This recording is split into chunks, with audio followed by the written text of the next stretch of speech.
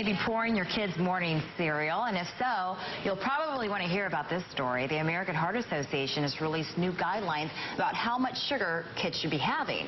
Dr. Kevin Campbell's here this morning with a medical perspective on the new guidelines. Doc, good morning. Good morning. Okay, so first off, why is sugar so bad for us, and what does it do to a child's body? You know, right now, the average American child takes in about 19 teaspoons of sugar, which is an enormous amount. We really think it should be closer to 6 teaspoons. What this does is it puts you at risk for diabetes, for high blood pressure, for obesity, and ultimately for heart disease. We are an obese nation, as you know, and 1 in 3 kids are already overweight. Okay, so we don't want any of those situations for our children. So tell us about these new recommendations. You know, this is really a landmark paper. The American Heart Association has never really said anything about kids' health, and now they've come out and said we want kids to have no more than 6 teaspoons, which really means basically 100 calories a day of sugar. So fruits and that sort of natural sugars, no problem.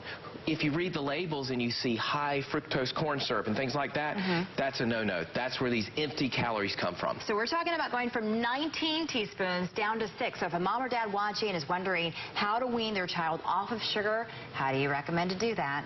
You know, one of the best things that we can do as adults is mimic good behaviors for our children. They watch what we do.